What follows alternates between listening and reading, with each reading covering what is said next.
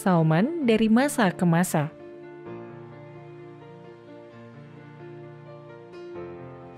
Di salah satu sudut aula timur ITB, pada 27 Mei 1960, sebuah peristiwa langka terjadi. Sejumlah dosen, mahasiswa, dan karyawan Muslim ITB berkumpul melaksanakan sholat Jumat. Ini adalah sholat Jumat pertama yang dilangsungkan di kampus umum. Sebelum Salman berdiri, untuk bisa sholat Jumat, butuh waktu kurang lebih 30 menit berjalan kaki ke masjid terdekat di daerah Cihampelas. Kondisi inilah yang menggerakkan Prof. T.M. Sulaiman, seorang guru besar teknik elektro ITB, bersama para mahasiswanya merintis panitia masjid ITB. Panitia inilah yang melaksanakan sholat Jumat pertama di Aula Timur. Karena jamaah Jumat terus membludak, panitia dan jamaah kemudian sepakat mendirikan masjid di kampus ITB. Kemudian, pada 28 Maret 1963, Yayasan Pembina Masjid atau YPM ITB disahkan dengan Akta Notaris Komar Anda Sasmita nomor 83. Tanggal ini menjadi patokan lahirnya Masjid Salman ITB, masjid kampus pertama di Indonesia. Namun, pada saat itu, tidak mudah meyakinkan berbagai pihak untuk memperoleh izin pendirian masjid di area kampus. Karena itu, pada Kamis 28 Mei 1964, Ketua CPM ITB, Profesor T.M. Sulaiman, bersama dengan Dr. Andes Ahmad Sadali, Insinyur Ahmad Nu'man, dan Dr. Andes Ajat Sudrajat berangkat ke Istana Merdeka. Mereka berniat meminta restu Presiden Soekarno untuk pembangunan Masjid ITB. Bung Karno tertarik melihat desain masjid tanpa kubah yang diperlihatkan Insinyur Ahmad Nu'man. Beliau pun memberi nama masjid ini Salman, nama sahabat Rasulullah SAW yang merancang parit dalam Perang Khandaq. Bung Karno juga menandatangani gambar rancangan Masjid Salman dan surat kesediaan menjadi pelindung pembangunan masjid ini.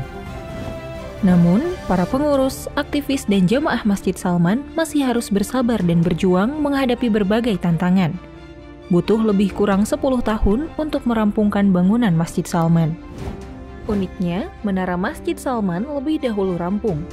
Menara ini dibangun dengan modal 1.000 sak semen, sumbangan Wakil Perdana Menteri III Republik Indonesia kala itu Khairul Saleh.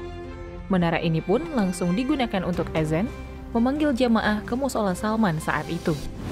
Akhirnya, Masjid Salman ITB rampung dan resmi dibuka untuk sholat Jumat pada 5 Mei 1972. Masjid ini diresmikan oleh Rektor ITB, Profesor Dr. Dodi Tisna Amijaya. Adapun khotib sholat Jumat pertama di Salman pada hari itu adalah Profesor T.M. Sulaiman.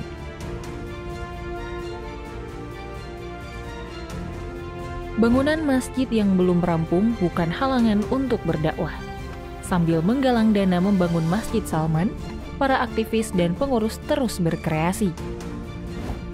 Berbagai kreasi dakwah Salman muncul untuk menarik jamaah, mulai dari kuliah duha, pengajian wanita, pramuka, bimbingan belajar, dan lain-lain. Salah satu program Salman ITB yang fenomenal pada era 70-an adalah Latihan Mujahid Dakwah atau LMD. Training bagi mahasiswa ini digagas oleh Dr. Imaduddin Abdul Rahim atau akrab disapa Bang Imad. Kegiatan yang dirintis pada 1974 ini telah mencetak ribuan kader dakwah dari berbagai kampus yang menyebar ke seluruh dunia. Memasuki era 80-an, di Salman tumbuh berbagai unit kegiatan. Mulai dari keluarga remaja Islam Salman atau Karisma ITB, pembinaan anak-anak Salman atau PAS, Bioter, Pustena, Skau, dan lain-lain. Sepanjang era 80 sampai 90-an, unit-unit kegiatan Salman menarik semakin banyak aktivis binaan dan jamaah. Pada tahun 1985 sampai 1987, remaja binaan Karisma misalnya mencapai 3.000 orang. Unit-unit kegiatan ini juga mencetak prestasi yang mengharumkan nama Salman. Program mentoring Karisma misalnya pada 1986 mendapatkan penghargaan UNICEF. Pusat Teknologi Tepat Guna atau Pustena juga meraih juara 1 Lomba Inovasi Robotika Nasional pada 1987. Sementara para aktivis Bioter memenangkan berbagai lomba karya ilmiah remaja sepanjang 1982 sampai 1983. Salman ITB juga dikenal pada era 80 sampai 90-an lewat aneka majalah, jurnal, maupun buku yang diterbitkannya, mulai dari yang berwarna intelektual hingga untuk konsumsi remaja. Konsep-konsep yang diramu di Salman antara lain lewat Lembaga Pengkajian Islam atau LPI, juga mewarnai berbagai momen politik, sosial budaya, dan ekonomi Indonesia pada era 80 sampai 90-an. Keterlibatan Salman dalam kelahiran ICMI, Bank Syariah, Lembaga Ziskaf, dan Festival Istiqlal adalah beberapa contohnya. Pada era 80-an, para aktivis Salman juga membangun gerakan budaya dengan mempelopori pemakaian jilbab di kampus-kampus dan sekolah menengah. Aktivitas seni budaya Salman dalam bentuk teater, nasyid, vokal grup anak, dan perfilman yang bermekaran pada era 80-an masih terus berlanjut hingga milenium kedua.